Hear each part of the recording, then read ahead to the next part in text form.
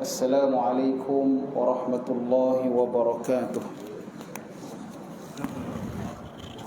الحمد لله رب العالمين، وأفضل الصلاة وأتم التسليم على سيدنا محمد وعلى آله وأصحابه أجمعين.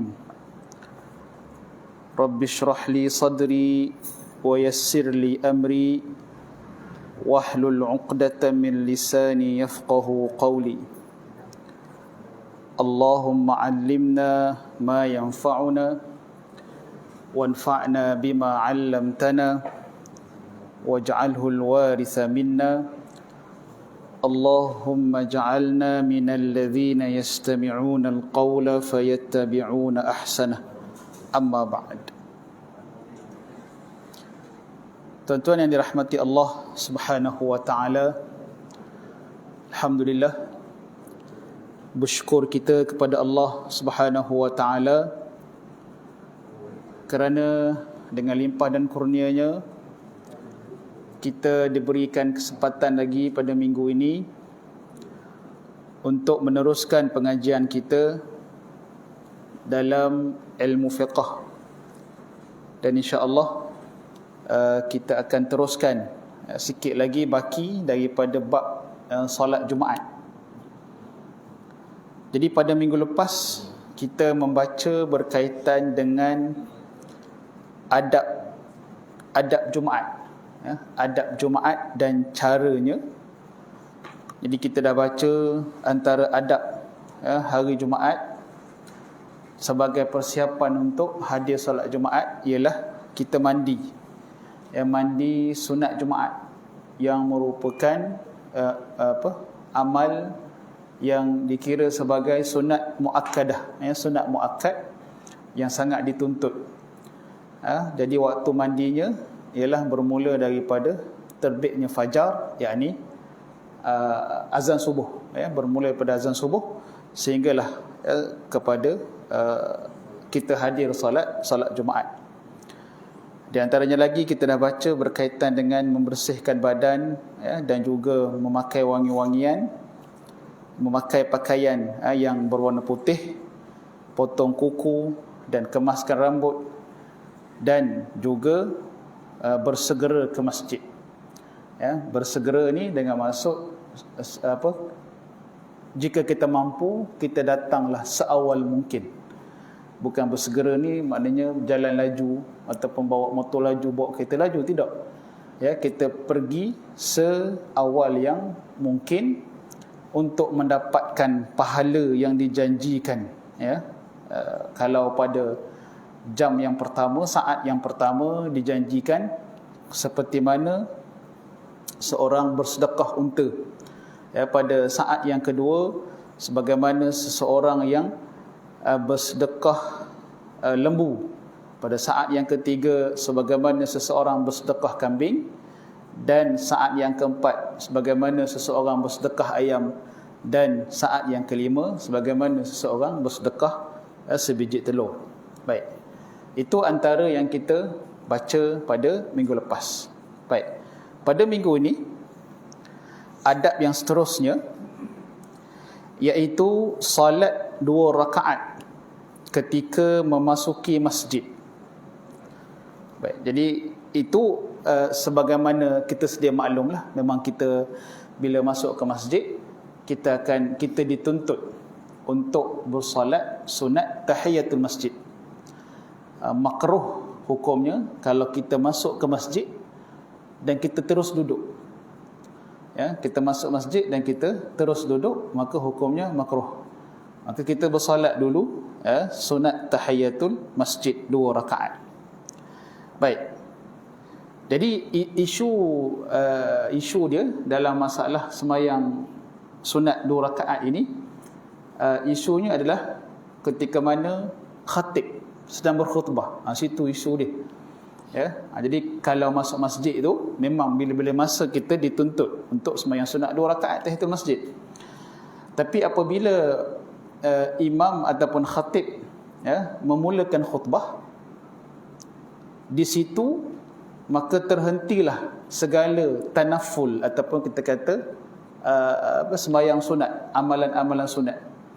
Ya, amalan-amalan sunat kita terhenti dekat situ. Ya, tak kiralah sembahyang ke ataupun baca Quran ke, ya. Kita tak boleh baca Quran ketika mana khatib sedang berkhutbah. Apa sahaja amalan-amalan sunat di situ kita kena hentikan dan kita kena memberikan tumpuan kepada khutbah. Fokus kepada khutbah. Jadi sembahyang sunat, zikir-zikir dan juga baca Quran dan apa lagi lah amalan yang lain, semuanya terhenti apabila khatib memulakan khutbah. Jadi isu dia boleh ke tak? Kita datang lambat, khatib sedang berkhutbah, boleh tak ataupun perlu ke tidak, ataupun dituntut ataupun tidak untuk kita melaksanakan sembahyang sunat tahiyatul masjid. Baik. Hal ini berdasarkan hadis daripada Jabir radhiyallahu anhu, katanya bahawa Rasulullah sallallahu alaihi wasallam bersabda, "Idza jaa ahadukum yaumal jumu'ati wal imamu yakhutubu falyarka' rak'atain wal yatajawwaz fihima." Maknanya, apabila seseorang daripada kamu sampai ke masjid pada hari Jumaat dan imam sedang berkhutbah, dia hendaklah mendirikan salat 2 rakaat yang ringkas dan sempurna. Jadi jelaslah daripada hadis ni, ya, walaupun apabila imam memulakan khutbah, kita perlu memutuskan semua amalan sunat kita, tanaful tu semua amalan sunat, tetapi sekiranya kita datang lewat masuk ke masjid, imam sedang berkhutbah, maka tuntutan untuk melaksanakan 2 rakaat tahiyatul masjid itu tidak gugur. Tidak gugur. Kita dituntut. Itu adalah sabdaan Nabi.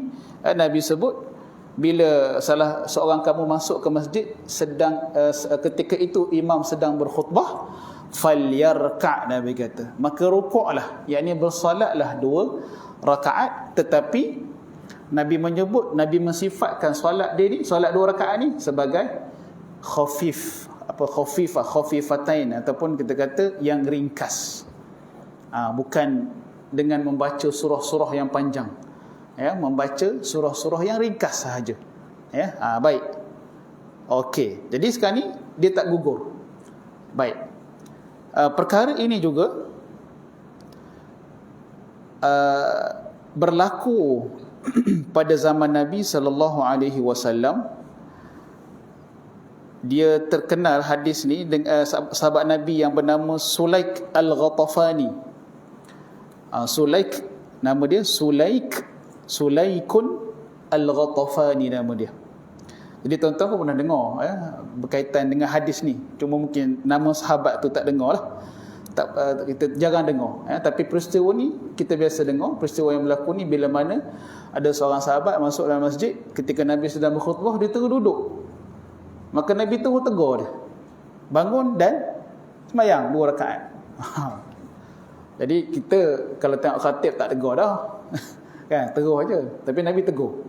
Nak mengatakan bahawasanya ianya adalah dituntut. Jadi kita tengok matan hadis dia. Hadis ni riwayat Bukhari dan Muslim, hadis sahih muttafaq alaih. Sulaik Al-Ghatafani, ya, pada suatu hari dia masuk ke dalam masjid pada hari Jumaat, yakni pada sedang solat Jumaat sedang dilaksanakan. Wa Rasulullah sallallahu alaihi wasallam yakhutub, ketika itu Nabi sedang berkhutbah. Jadi dia lewat sikitlah, ya, Nabi sedang berkhutbah. Maka fajalas, dia pun duduk. Masuk dalam masjid terus saja duduk. Faqala lahu, maka Nabi berkata kepada Sulaik, qum farka' rak'ataini tajawwaz fihima. Bangun balik dan solat 2 rakaat dan ringkaskan solat tu. Maka itu dia punya peristiwa dia, hadis dia, ya, hadis riwayat Bukhari dan Muslim. Baik. Maka berdasarkan kepada itu, tuntutan untuk kita melaksanakan sembahyang 2 rakaat itu ketika masuk ke masjid, dia tidak gugur walaupun imam sedang berkhutbah. Maka kita laksanakan, tapi dengan khafifatain, dengan ringkas. Ringkas bukanlah ringkas di sini bukanlah ringkas cepat laju, tidak. Meringkaskan bacaan. Rukuk, sujud, i'tidal, tamakninah tu macam biasa, tapi bacaan yang diringkaskan. Baik. Cuma apabila sekiranya khatib masih belum mengakhiri khutbahnya, jika demikian dia hendaklah menunggu solat fardu didirikan. Apabila dia terus duduk, maka solat sunat 2 rakaat tersebut terluput dan tidak sah jika dia melakukannya semula. Maka dia wajib terus duduk mendengar khutbah sehingga solat Jumaat didirikan. Okey, ini satu lagi. Bagi orang yang terlupa, ini memang khatib tak tegur lah. Sebab kita ni, zaman kita ni memang ramai sangat lah orang yang lewat. Tengah-tengah khutbah tu masih lagi ramai yang datang. Jadi mereka yang datang lewat, ketika mana khatib sedang khutbah, sepatutnya mereka bersolat sunat 2 rakaat tahiyatul masjid. Tetapi apabila mereka masuk dan terus duduk, maka tuntutan 2 rakaat itu luput dengan dia duduk tu. Maka apabila dia teringat Allah lupa nak sembahyang 2 rakaat, maka dia tidak lagi perlu bangun untuk sembahyang dan dia beri fokus kepada khutbah. Itu cara dia. Maknanya kalau kita datang lambat, kita kena beringat semua lah. Datang lambat, kita kena beringat bahawasanya ada tuntutan untuk sembahyang 2 rakaat. Jadi kalau kita terlupa, kita duduk, maka tuntutan itu luput dan kita tidak perlu lagi bangun untuk menunaikannya. Baik. Malah dia kata kat sini, malah wajib dia terus duduk mendengar khutbah sehingga solat Jumaat didirikan. Okey, baik. Kemudian satu lagi yang kita perlu beri perhatian berkaitan dengan sembahyang sunat 2 rakaat ini ketika khutbah. Kaedah dia sama. Kaedah dia sama dengan sembahyang fardu. Bila kita masuk dalam masjid, sekarang ni masjid-masjid dia ada waktu qomat. Kita boleh nampak dekat board waktu solat ataupun masjid-masjid kan dia pakai TV tu, skrin TV tu. Maka dia ada countdown waktu iqamat dia. Jadi bila kita masuk dalam masjid, maka kita tengok waktu tu lagi 15 saat nak qomat. Bilal pula dia memang tepat waktu. Bunyi je terus qomat. Dia tak pandang dah belakang. Maka ketika itu kita tidak perlu lagi untuk sembahyang sunat 2 rakaat tu. Sama ada tahiyatul masjid ataupun qabliyah. Tak perlu. Tunggu saja qomat dan juga kita terus solat. Baik. Samalah dengan Jumaat. Apabila kita masuk ke masjid pada hari Jumaat tu, imam dah menutup khutbah dia. Ibadallah. Lepas habis baca doa ni, ibadallah innallaha ya'murukum bil adli wal ihsan. Habis penutup khutbah dah. Maka ketika itu tak perlu lagi kita sembahyang 2 rakaat tu. Tidak lagi dituntut, hanya berdiri dan menunggu. Berdiri dan menunggu iqamat dilaksanakan, kemudian bersolat, sembahyang Jumaat. Baik. Sebab kita dah belajar itu dalam bab solat itu, apabila iqamat dilaungkan, maka terputuslah sudah segala tanaful. Kita tidak makruh kita bersembahyang sunat masa tu. Kita perlu beri fokus kepada solat yang akan didirikan. Maka kaedah yang sama digunakan bagi sembahyang Jumaat. Baik. Okey, itu berkaitan dengan 2 rakaat ketika yang kita fokusnya adalah ketika imam membaca khutbah. Itu fokus dia. Baik. Jadi waktu-waktu lain kita memang dituntut untuk bersembahyang 2 rakaat tahiyatul masjid bila mana kita masuk ke dalam masjid. Baik.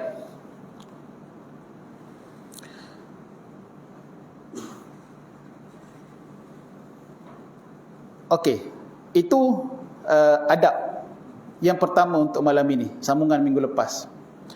Baik, yang kedua, dia pakai nombor Roman kat sini, saya tak tahu apa ni. Yang kedua lah untuk malam ini, iaitu diam ketika 2 khutbah. Diam ketika dua khutbah, ataupun dipanggil al-insat, diam dan memberi perhatian kepada khutbah. Baik. Ada masjid Bilal akan beri peringatan dengan membaca hadis. Ada masjid tak bagi. Ada masjid dia pakai TV itu je. Diam ketika khatib sedang berkhutbah. Ada masjid pakai apa dia kata? Kita kata papan signboard tu je. Diam ketika sedang berkhutbah. Baik. Maka itu adalah tuntutan dan adab. Hal ini berdasarkan hadis daripada Abu Hurairah radhiyallahu anhu, Nabi sallallahu alaihi wasallam bersabda, "Idza qulta li sahibika yawmal jumu'ati ansit wal imamu yakhutubu faqad laghawta." Maknanya, apabila kamu berkata diam kepada sahabat kamu pada hari Jumaat ketika imam membaca khutbah, maka sia-sialah Jumaat kamu. Faqad laghawta maknanya sia-sialah Jumaat kamu. Apa maksud sia-sia Jumaat tu? Dia tidak mendapat kelebihan Jumaat dan pahala yang sepatutnya didapati apabila kita melaksanakan sembahyang Jumaat. Itu tegur, tengok orang sebelah kita duk sembang, kita tegur, diamlah, bising. Maka itu pun tak boleh. Itu pun tidak boleh. Baik. Dan seterusnya hadis riwayat Sayyidina Ali radhiyallahu anhu, beliau meriwayatkan Nabi bersabda, "Wa man lagha falaysa lahu fi jum'atihi tilka syai'un." Bahawa sesiapa yang Jumaatnya sia-sia, dia tidak mendapat apa-apa kelebihan dan pahala yang diharapkan daripada Jumaatnya itu. Saya sebut tadi. Maksud lagha tu, faqad laghauta, kamu telah pun lagha, dengan maksud dia tak dapat kelebihan dan tak dapat pahala sebagaimana orang lain yang ikut peraturan, yang melaksanakan adab Jumaat. Maka orang lain pulang dengan pahala dan kelebihan yang banyak, dia pulang dengan tangan kosong. Maka ini satu perkara yang sangat perlu diberi perhatian. Cuma dia sebenarnya tuan-tuan dia bukan sahaja bercakap, dia bukan sahaja bercakap yang dilarang ni, apa-apa sahaja yang yang melarikan fokus kita daripada khutbah, itu juga dilarang. Kerana di sana ada hadis yang diriwayatkan oleh Imam Muslim, tak silap saya Imam Muslim riwayatkan, berkaitan dengan lagha juga lah, jadi lagha, ketika Nabi sedang berkhutbah, ada di kalangan sahabat main batu. Main batu betul lah tuan-tuan, batu tanah tu. Dia apa kat lain pula, dia batu tanah tu. Jadi kita tahulah masjid Nabi zaman dulu bukan macam kita ada kapet, ada tikar tak, tanah, tanah lah, dan ada batu-batu tu. Jadi ketika Nabi sedang berkhutbah, ada sahabat yang duk main batu tu, main batu, mungkin lambu, mungkin akak, mungkin jentik, batu tu dia main. Dia tak fokus kepada khutbah. Maka Nabi SAW bersabda, "Man massal hasa faqad lagha." Sesiapa yang menyentuh batu, hak main batu, maka dia telah lagha. Dia telah lagha. Maknanya dia tidak memberi fokus kepada khutbah, dia main benda lain. Maka tuan-tuan, samalah pada zaman kita ni. Zaman kita ni orang tak main batu, orang main handset lah. Oh. Main handset, jawab WhatsApp apa semua. Ya. Niaga Shopee, tengok ada orang ada masuk order ke tak. Kan? Ada masuk order ke tak. Baik, ketika mana khutbah sedang dijalankan, sedang dibaca. Maka semua itu perkara-perkara yang memfokus, yang melarikan fokus kita daripada khutbah, maka itu boleh menjadikan kita lara. Ya. Jadi tuan-tuan sekalian, tadi saya dah sebut bahawasanya segala amalan sunat yang mendatangkan pahala pun kita kena putuskan dia. Ya, kalau kita sedang berzikir la ilaha illallah, la ilaha illallah, ataupun kita sedang berselawat, nak perbanyakkan selawat Nabi, bila imam mula saja khutbah, maka kena putuskan, berhenti. Ya, kalau kita sedang baca Quran, tak habis lagi surah Kahfi, lambat baca, berhenti, sambung kat rumah nanti. Ya, tak boleh terus baca. Kenapa? Kerana itu akan melarikan kita daripada fokus kepada khutbah. Jadi kalau amalan-amalan sunat yang mendatangkan pahala pun kita kena hentikan, apatah lagi perkara-perkara yang tidak mendatangkan faedah lah, perkara-perkara duniawi. Maka sudah tentu kita dituntut untuk menghentikannya dan memberi fokus kepada khutbah. Baik. Apa ni? Kelebihan, saya bacakan hadis berkaitan dengan kelebihan orang yang ikut peraturan ni. Maknanya time khutbah dia dengar. Baik. Kalau tertidur tu nak macam mana kan? Rasanya tak ada lah kita orang-orang dewasa ni yang semata-mata pergi semayang sebab nak tidur. Nak tidur time khutbah tu. Sebab orang kata time khutbah tu memang sedap tidur. Memang boleh tidur dengan cepat. Dengan cepat. Duduk je, imam mula je, terus sengguk. Baik. Jadi kalau kita ikut segala adab-adab dia, maka di sana ada pahala yang besar yang dijanjikan oleh Nabi sallallahu alaihi wasallam dalam hadis yang diriwayatkan oleh Imam Muslim, ya. Abu Hurairah radhiyallahu anhu meriwayatkan bahawasanya Nabi sallallahu alaihi wasallam bersabda, "Man tawaddaa fa ahsanal wudu." Sesiapa yang berwuduk dan dia memperelokkan wuduknya. Itu syarat dia, mula daripada situ. Berwuduk dan mengelokkan wuduk. Itu syarat dia. Ya, makna mengelokkan wuduk tu kita dah belajar dalam bab wuduk lama itu. Ya, dengan melengkapkan segala tuntutan yang wajib dan juga yang sunat. Ya, yang sunat kita buat belaka. Baik, itu maknanya, dan melebihkan basuhan. Maka itu maknanya memperelokkan wuduk, bukan wuduk cincai. Summa ansata lil imam yaumal jum'ah hatta yafrugha min salatihi. Kemudian dia diam dan mendengar imam berkhutbah pada hari Jumaat sehinggalah selesai salatnya, tak bercakap. Ya. Kuffira lahu ma bainal jum'ati ilal jum'ah. Maka dihapuskan baginya dosa di antara Jumaat ke Jumaat yang akan datang. Wa ziyadata salasati ayyam, dan ditambah lagi 3 hari. 7 hari tambah 3, jadi 10 hari. Dosa dalam masa 10 hari akan datang tu diampunkan oleh Allah Subhanahu wa taala. Jadi amalan dia simple je, cuma diam, ambil wuduk dengan sempurna, dan bila sampai di masjid diam ketika imam sedang berkhutbah sampailah ke akhir solat.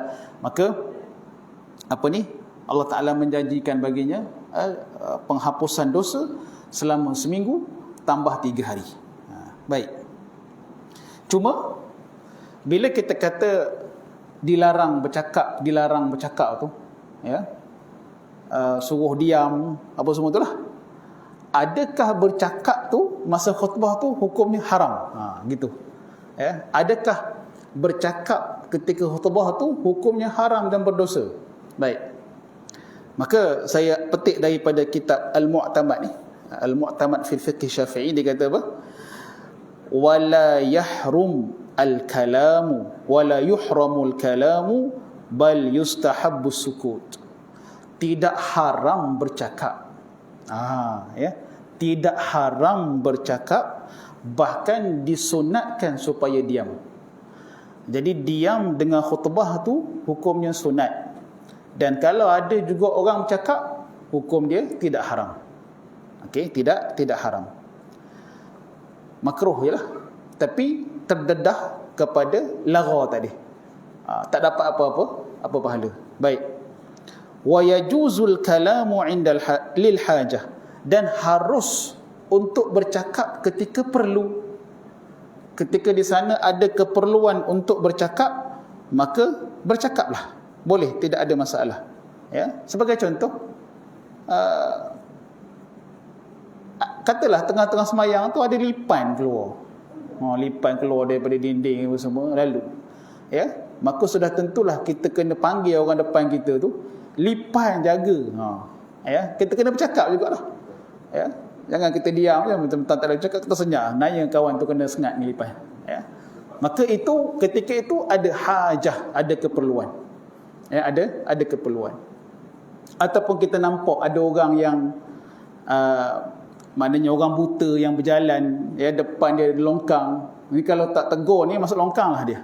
Ya, maka ketika itu ada hajah, ada keperluan untuk kita bercakap. Maka bercakap tegurlah dia, pak cik longkang tu jaga-jaga. Cakaplah panjang mana pun untuk memberi peringatan kat dia, tak ada masalah. Kerana ada hajat. Baik. Dan peristiwa ni berlaku pada zaman Nabi SAW. Tuan-tuan pun mungkin pernah dengar hadis ni berkaitan dengan orang Badui bertanya dengan Nabi ketika Nabi sedang khutbah. Ya, bertanya kepada Nabi ketika Nabi sedang berkhutbah. Ya. Hadisnya diriwayatkan daripada Al-Imam Baihaqi, Imam Muslim, ya, dan juga Tirmizi, Imam Ahmad juga riwayatkan bahawasanya ketika mana Nabi sedang berkhutbah di atas mimbar pada hari Jumaat, maka masuklah seorang lelaki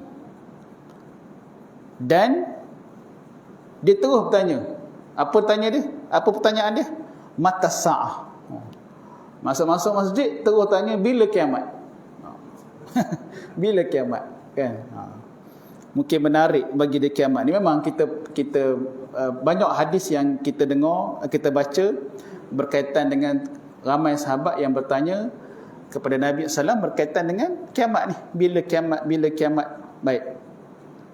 Sebab tu kita baca dalam Al-Quran, contoh dalam surah An-Nazi'at tu kan, Allah sebut wa yas'alunaka 'anis sa'ati ayyana mursaha.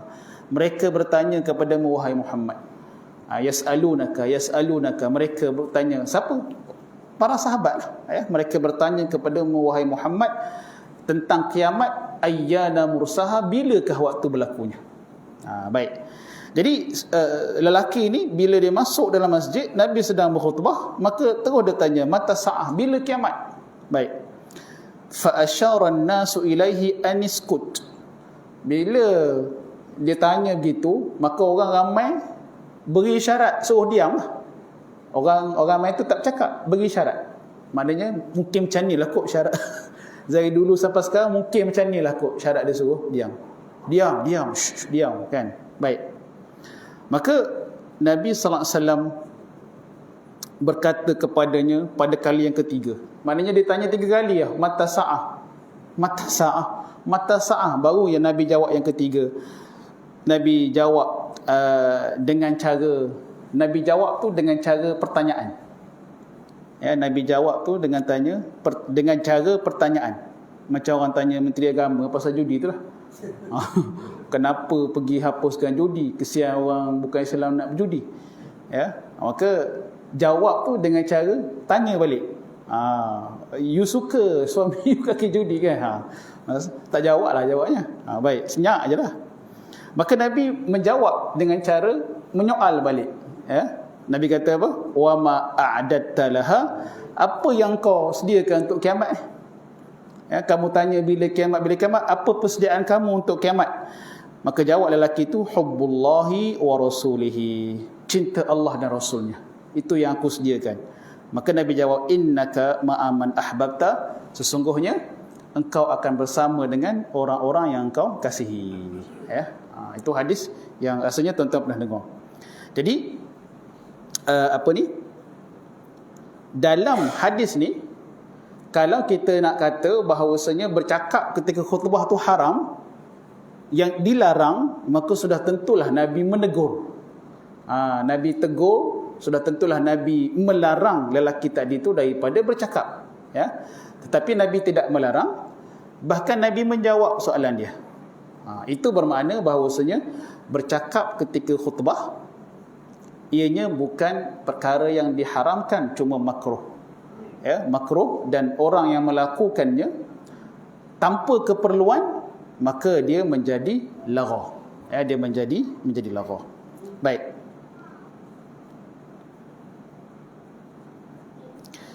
Okey, itu berkaitan dengan adab diam ketika khutbah dibacakan. Baik. Seterusnya, adab-adab umum pada hari Jumaat. Samalah termasuk dalam adab-adab tadilah. Hari Jumaat ialah hari yang paling mulia dalam seminggu. Pada hari Jumaat ada beberapa perkara sunat dan adab-adab yang sepatutnya diketahui oleh orang Islam untuk diamalkan setakat yang mampu. Baik, antara adab-adab tersebut ialah yang pertama, sunat membaca surah Al-Kahfi pada malam Jumaat dan siangnya. Ya, sunat baca surah Al-Kahfi. Itu adalah surah yang disunatkan untuk dibaca dengan nas yang sahih. Dengan hadis yang sahih. Baik. Adapun hak kita baca surah Yasin tu tak ada hadis sahih. Ya, ataupun tak ada hadis yang menyebutkan sunat baca Yasin malam Jumaat. Jadi kita nak bacalah, ya, tapi untuk kita mengatakan sunat baca Yasin malam Jumaat tak boleh, sebab tak ada dalil. Jadi kalau kita kata sunat baca Yasin malam Jumaat, maka dia seolah-olah kita pula ada kuasa pensyariatan tu. Nak kata hak ni sunat, hak ni wajib, hak ni haram. Sedangkan kuasa pensyariatan tu hanya ada pada Allah dan Rasulnya. Kita nak mensunatkan sesuatu tu mesti kita ada dalil. Tapi tidaklah dilarang untuk membacanya, kerana di sana ada dalil-dalil umum. Dalil-dalil umum yang menunjukkan kita dituntut untuk baca Quran. Untuk baca Quran. Cuma peribadi saya lah, menjadi kesilapan lah kalau kita hanya baca Yasin sahaja tetapi kita tak baca surah Kahfi. Macam kita memilih sesuatu yang tidak utama. Amalan yang ada dalil yang sahih kita tak buat, tetapi amalan yang tidak ada dalil, yang hanya dituntut ataupun disunatkan secara umum begitu saja, kita buat. Maka itu bagi saya lah macam perkara yang apa kita kata, yang canggung lah, ya. Baik. Jadi kita tak apa, kita baca Yasin malam Jumaat. Kita ada program dekat masjid, dekat surau, program baca Yasin dan tahlil. Apa buat. Pagi esok Jumaat, jangan lupa baca surah Al-Kahfi. Baik, sebab kalau kita nak baca surah Kahfi beramai-ramai sebagai ganti kepada surah Yasin antara maghrib dengan isyak, tak sempat. Sebab surah Kahfi tu dia panjang, 2 kali ganda rasanya dengan surah Yasin tu, ya. Kalau surah Yasin mungkin makan masa 15 minit, ya. Surah Kahfi makan masa setengah jam, ya. Jadi tak ada masalah, ya. Kita bacalah surah Yasin, ya, berdasarkan dalil-dalil umum tuntutan untuk kita membaca Al-Quran, tetapi jangan kita lupakan surah Al-Kahfi. Surah Al-Kahfi tu jangan dilupakan, kerana ianya dituntut dengan nas yang sahih, ya. Baik. Hal ini berdasarkan hadis daripada Abu Sa'id Al-Khudri radhiyallahu anhu, Nabi SAW bersabda, man qara'a suratal kahfi fi yaumil jumu'ati adha'a lahu minan nuri ma bainal jum'atain. Sesiapa yang membaca surah Al-Kahfi pada hari Jumaat. Pada hari Jumaat. Jadi dalam Islam, hari ini bermula daripada maghrib. Maghrib hari ini, macam hari ini hari Rabu. Ni kita dah hari Khamis dah ni. Kita dah hari Khamis. Dan hari tu dia mula maghrib, dia berakhir maghrib. Dia tak macam kita lah, kita sekarang ni yang ikut antarabangsa punya, kita punya hari bermula 12 malam. Dalam Islam bermula daripada maghrib. Baik. Jadi sesiapa yang baca surah Al-Kahfi pada hari Jumaat, maka Allah akan meneranginya dengan cahaya sepanjang masa di antara dua Jumaat. Maknanya seminggu kita tu Allah Ta'ala akan memberikan kita cahaya. Cahaya penyuluh, tuan-tuan. Apa maksud diberikan cahaya?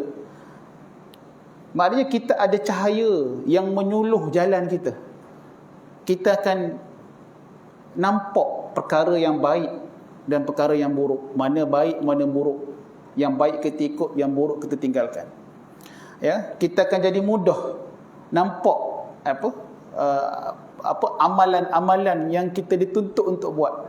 Jadi mudah nak pergi sembahyang jemaah, jadi mudah nak baca Quran, jadi mudah nak berzikir, jadi mudah nak berselawat, nak beristighfar. Sebab apa? Sebab seminggu tu kita diterangi oleh cahaya. Allah berikan kita cahaya. Maka itu adalah kelebihan membaca surah Al-Kahfi pada hari Jumaat. Maka ini antara yang kita tak boleh tinggal, tuan-tuan. Tak boleh tinggal. Baik. Kemudian yang seterusnya, memperbanyakkan doa pada malam dan siangnya. Memperbanyakkan doa pada malam dan juga siangnya. Hal ini berdasarkan hadis Nabi SAW menyebut tentang hari Jumaat. Sabdanya, fiha sa'atun la yuwafiquha 'abdun muslimun wa huwa qa'imun yusalli yas'alullaha ta'ala syai'an illa a'tahu iyyahu. Maknanya pada hari tersebut, yakni pada hari Jumaat, ada satu ketika, sa'atun, satu ketika. Sa'atun satu ketika, dan kita tak tahu berapa lama. Adakah setengah jam, adakah sejam? Kalau kita ikut kalau kita ikut terjemahan moden, tuan-tuan, ikut terjemahan moden, sa'atun, sa'ah ni maknanya sejam. 1 jam, sa'ah. Tapi zaman dulu mana ada jam ni, jam tak ada. Jadi kita tak tahu anggaran sa'ah tu, masa tu berapa, Mungkin 5 minit, mungkin setengah jam, mungkin 1 jam, mungkin 2 jam. Masa di mana la yuwafiquha 'abdun muslim. Jika bertepatan seseorang muslim yang mendirikan salat Jumaat, yas'alullaha ta'ala syai'an, dia memohon sesuatu kepada Allah Subhanahu wa taala, illa a'tahu iyyahu, nescaya Allah Taala akan memperkenankannya. Maknanya dia panggil sa'ah ataupun masa, waktu mustajab doa di hari Jumaat. Bila tu tidak diketahui. Di sana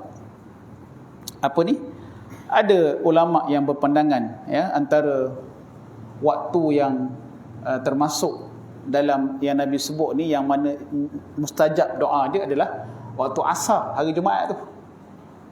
Pas sembahyang asar, waktu asar Jumaat tu lah. Itu antara waktu yang disebut oleh para ulama sebagai waktu yang mustajab doa.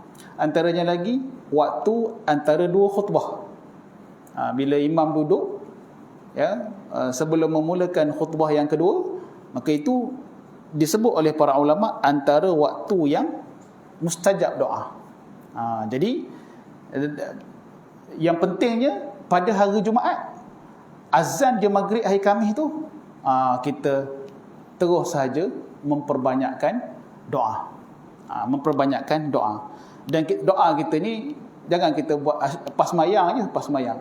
Tak sembahyang tak berdoa. Tidaklah. Berdoalah bila-bila masa pun.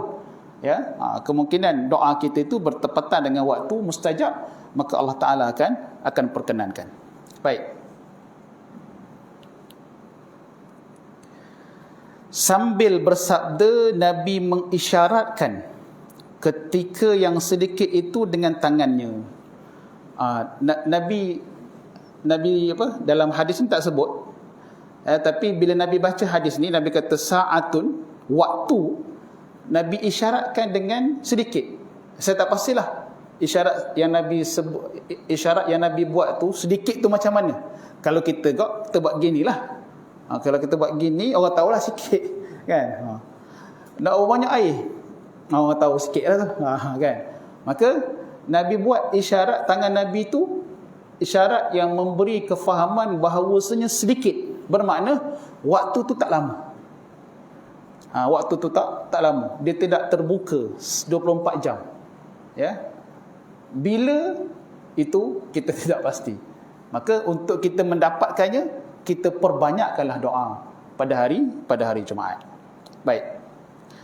Dan yang terakhir untuk bab sembahyang Jumaat ini ialah berselawat, sunat berselawat ke atas Nabi dengan banyak pada malam dan siangnya. Baik.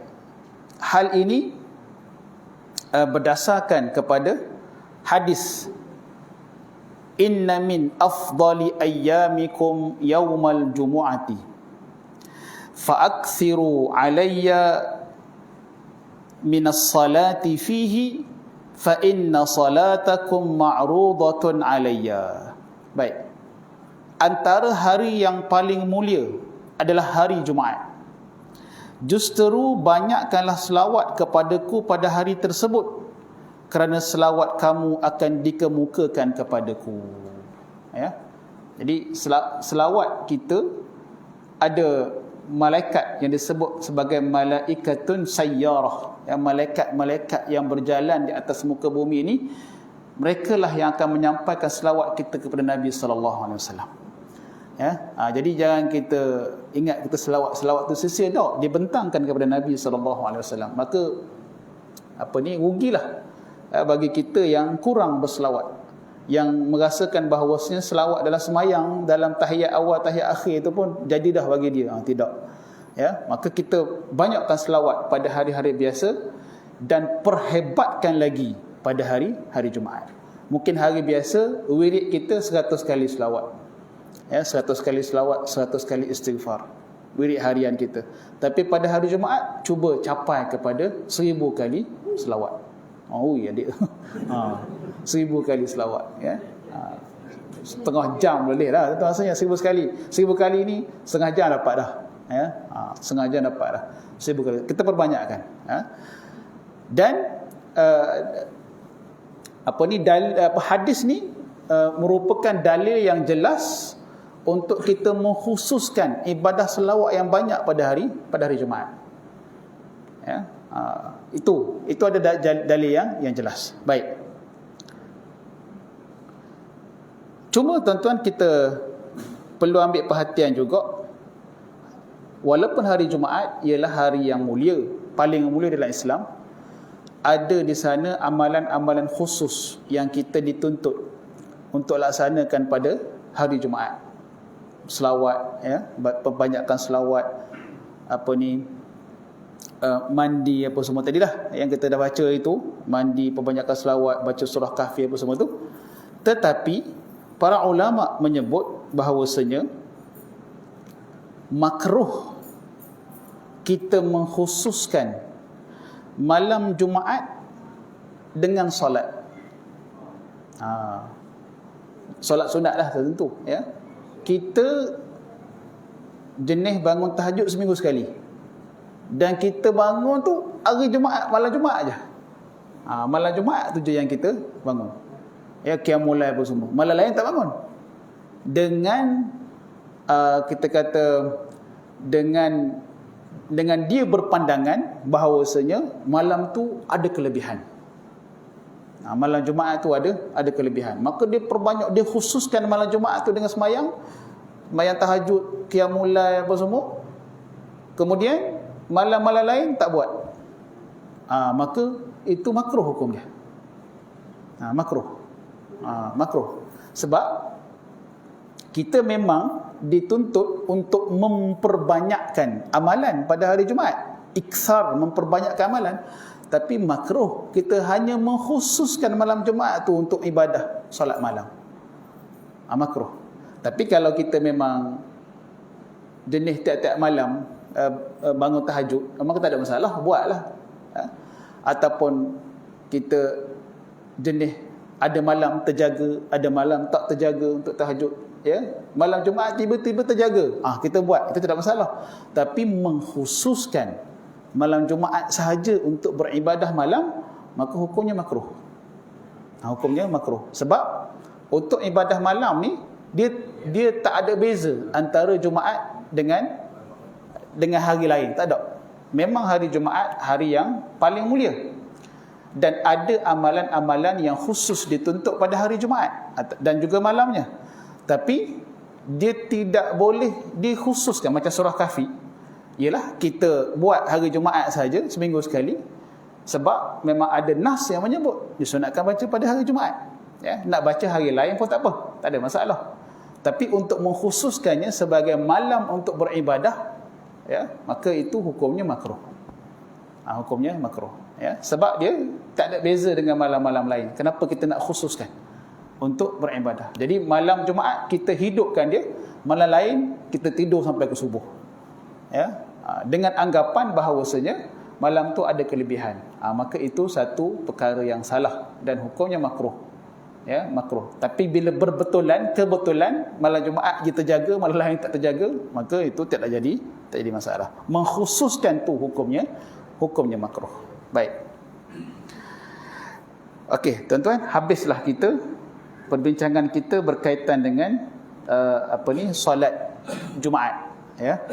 Akan datang kita akan masuk kepada solat nafal. Solat nafal ni sembahyang sunat lah. Jenis-jenis sembahyang sunat. Banyak ni kita bincang ni, banyak sembahyang sunat ni. Jenis-jenis sembahyang sunat dan juga cara-caranya. Baik. Jadi saya buka lah kalau tuan-tuan ada apa-apa soalan.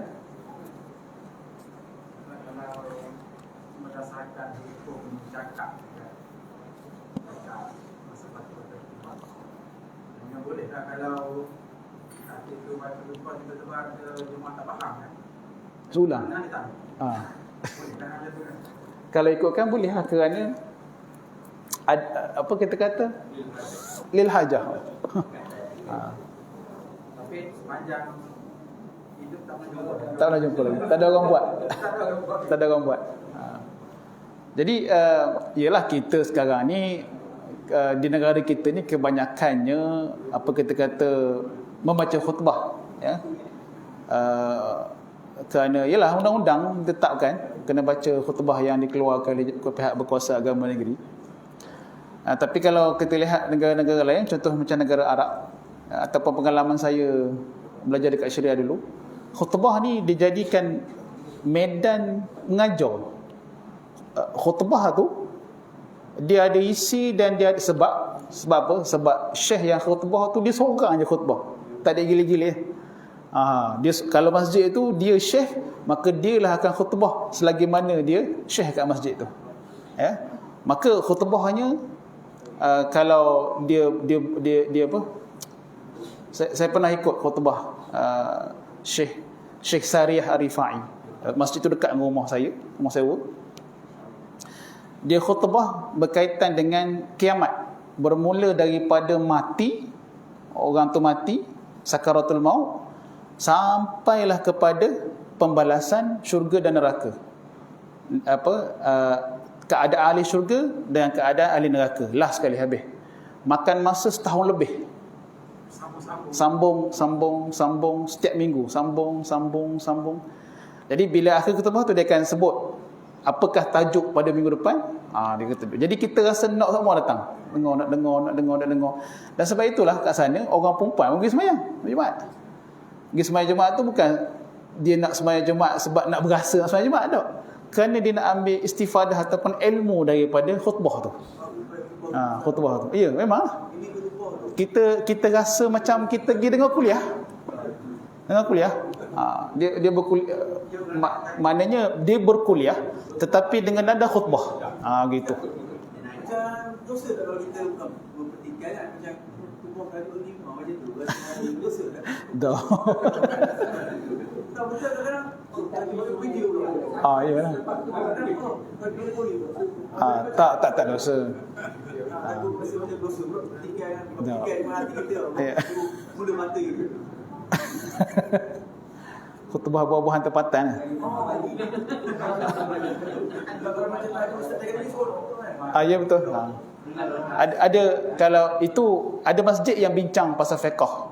Dibincang yang pasal fiqh tu saya pernah ikut, makan masa lama lah, rasa saya dekat 2 tahun ataupun lebih daripada 2 tahun, bab munakahat.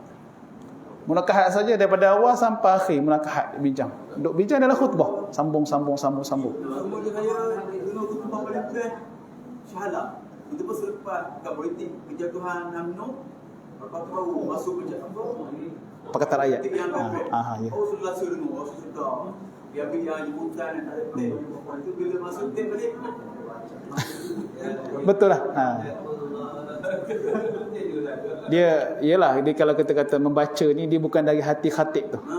Dia kalau dari hati, dia akan masuk lah, hati ke hati. Jadi kalau kita baca tu, kalau khatib tu baca, dia dari hati penulis khutbah tu lah. Penulis khutbah tak ada. Kita tekan baca je, mesej dia. Tapi kalau penulis khutbah tu yang baca kan, maknanya kalau orang tu khatib tu dia tulis sendiri khutbah dia dan dia bacakan, saya rasa sampai, sebab dia akan baca dengan hati dia. Khatib baca hari ni berapa? Tak apa, sebagai penghargaan. Iyalah. Okey, ada apa lagi tuan-tuan? Soalan? Ada pandangan lah yang mengatakan solat sunat tahiyat masjid dia lebih bersifat umumkan sebab dia tadi disebutkan tentang solat khutbah kan, dia lebih bersifat umum. Solat tahiyat masjid memang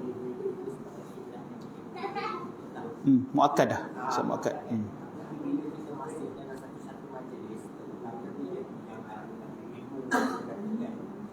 dalam keadaan itu kita nak buat solat sunat ataupun tidak. Jadi bagi pandangan lah, pandangan itu kita tidak buat solat sunat, tapi kita cuba menggantikan sebagai menghormati solat sunat itu dengan subhanallah walhamdulillah wa la ilaha illallah wallahu akbar. Dua kali dengan harapan itu ganti untuk solat sunat tahiyat masjid itu untuk kita meraihkan majlis ilmu. Macam mana pandangan? Dia kalau kita nak kata tasbih tadi tu sebagai ganti kepada sembahyang sunat atas masjid, dia kena ada dalil. Dia kena ada dalil. Maknanya hadis Nabi sebut siapa yang tak boleh sembahyang sunat atas masjid, maka dia ganti dengan tasbih apa atau zikir apa semua. Maka dia kena dalil. Sebab kalau sekadar kita berharap, kita tak tahu. Jadi kita terus duduk dan kita terus kita masuk, majlis ilmu sedang berjalan, kita masuk dan kita duduk, kemudian kita bertasbih dengan harapan kita bahawasanya ia menggantikan sembahyang sunat tahiyatul masjid. Jadi harapan yang sebegitu kita tak tahu. Mungkin Allah bagi, mungkin Allah tak bagi. Sebab tu dia perlu kepada dalil. Jadi berdasarkan kepada peristiwa lelaki Badui tadi yang datang, bukan lelaki Badui, siapa tadi? Sulaik Al-Ghatfani yang masuk ketika mana Nabi sedang berkhutbah dan Nabi suruh dia sembahyang sunat 2 rakaat. Maka berdasarkan itu, maka kalau kita masuk dalam majlis ilmu, ya, maka tuntutan itu pun tidak gugur. Kita buat, tapi falyatajawwaz wala tajawwaz fihi ma, maknanya kita ringkaskan. Begitu. Jadi tuntutan dia tetap tidak gugur. Jadi kita buatlah, tapi maknanya bukanlah kita buat di depan orang. Kita carilah pop belakang, orang pun tak perasan kita buat. Gitu. Jadi kalau kita masuk terus buat di saf yang pertama, menarik perhatian orang lah kan. Tapi dia punya tuntutan tu tidak gugur. Jadi dalam khutbah yang penting yang orang tak boleh cakap tu pun, tuntutan dia tak gugur, apatah lagi dalam majlis ilmu lah, majlis bacaan Quran, majlis zikir, majlis tahlil apa semua, maka ia tetap dituntut. Ada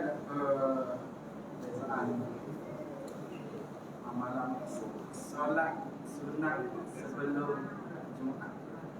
Okey. Kalau kita tengok tak, kat sini kan buat azan kan. Aha. Ada tengok amalan dulu selepas pada sama-sama tu kita nak baca khutbah kan. So tak sempat nak solat sunat sebelum. Ada pemazhaban Pendapat. pendapat antara solat sunat sebelum. Yang saya baca dekat kitab Fiqhul Islami wa Adillatuhu karangan Dr. Wahbah, dia menyebut, dia datangkan pandangan para ulama, ulama 4 mazhab, mereka berkhilaf, khilaf mereka tu hanya dari sudut sunat muakkad ataupun tidak. Sunat muakkad ataupun tidak sembahyang sunat qabliyah tu. Jadi mazhab yang berpendapat bahawasanya ianya tidak muakkad, maka dia menganggap itu bukan qabliyah, itu sembahyang sunat mutlak. Sembahyang sunat mutlak ni dia tidak muakkad. Kemudian mazhab yang menganggap ianya muakkad, maka mereka menganggap itu adalah sembahyang sunat qabliyah Jumaat, kias kepada sembahyang zuhur. Kias kepada sembahyang zuhur. Jadi daripada situ saya dapat simpulkan bahawasanya memang ada di kalangan ulama, sebab dalam bila kita sebut mazhab ni maknanya pegangan rasmi mazhab. Dalam mazhab tu sendiri pun ada yang bertentangan lah pandangan dia. Dia tidaklah ikut Imam Ahmad, Imam Malik terik tau. Ada yang berlainan pandangan dengan imam mazhab sendiri. Ada di kalangan ulama yang mengatakan sembahyang sunat qabliyah Jumaat ni tak ada. Sebab Jumaat dia bukan zuhur. Nak kias dengan zuhur tak boleh. Sebab Jumaat ni sembahyang yang lain. Sembahyang lain, dia bukan sembahyang zuhur dan dia bukan ganti zuhur. Zuhur, Jumaat. Ya. Maka sebab tu dia kata pada zaman Nabi naik mimbar berkhutbah pada azan yang pertama tu lah, azan zuhur tu. Azan masuk waktu zuhur tu Nabi ada atas mimbar. Jadi bila sembahyang sunat qabliyahnya? Baik. Ada ulama yang berpandangan sebegitu, tak ada sembahyang sunat qabliyah ni. Tapi dari pegangan rasmi mazhab, mereka semua kata ada sembahyang sunat, tetapi mereka khilaf dari sudut muakkad ataupun tidak muakkad saja. Dalam mazhab Syafi'i, yang muktamad dalam mazhab Syafi'i, dia sembahyang qabliyah yang muakkad. Sama macam zuhur. Kalau zuhur muakkadnya 2 rakaat lagi tidak muakkad, samalah dengan dengan Jumaat. 2 muakkad, 2 tidak muakkad. Gitu. Baik. Walaupun adalah yang berpandangan, kalau kita baca fatwa-fatwa yang daripada ulama Saudi lah, Ibn Baz, Ibn Utsaimin, mereka mengatakan tak ada. Sebab sembahyang Jumaat ni dia kata solatun mustaqillah, solat yang berasingan, yang tak ada kaitan dengan zuhur. Begitu. Tapi mereka tidaklah melarang, sebab di sana ada sembahyang mutlak, sembahyang sunat mutlak. Jadi sembahyang sunat mutlak ni kita boleh buat bila-bila masa, selagi waktu tahrim, waktu dilarang solat tu tak sampai lah. Jadi di luar waktu pengharaman sembahyang tu, waktu tahrim solat tu, kita boleh buat sembahyang sunat mutlak bila-bila masa. Jadi bila ulama mengkelaskan sembahyang tu sebagai sunat mutlak, maka dia tak muakkad. Gitu. Baik. Sebab kalau saya Di tempat ustaz tu, syariah. Azan sekali ke dua? Cerita. Sebab mazhab besar dia Syafi'i dengan Hanafi. Tapi sama je 2 kali. Sama je. Mazhab besar lah. Mazhab besar dia Syafi'i dengan Hanafi. Saya bacakan daripada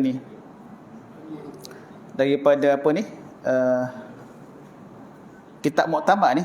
Sebut antara, saya tak bacalah yang tadi, antara yang termasuk dalam ada adab dan sunat. Dia kata yustahabbu an yusalliya sunnatal jum'ati qablaha arba'an wa ba'daha arba'an. Disunatkan sembahyang sunat Jumaat sebelumnya, qablihah 4 rakaat, dan ba'diyah 4 rakaat. Wa tujzi'u raka'atan qablaha wa raka'atan ba'daha, dan boleh juga 2 rakaat. Jadi itu yang muktamad dalam mazhab Syafi'i. Baik. Jadi terpulanglah. Kita nak pegang mana, kita nak pahala banyak, kita sembahyanglah. Baik. Kalau tak bangun sembahyang pun tak ada masalah. Tidak ada masalah.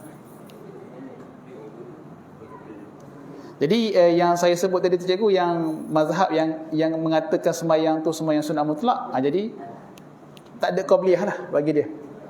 Antaranya mazhab Hanbali. Hanbali. Itu yang ulama Saudi tu menyebut dia tak ada sembahyang qabliyah.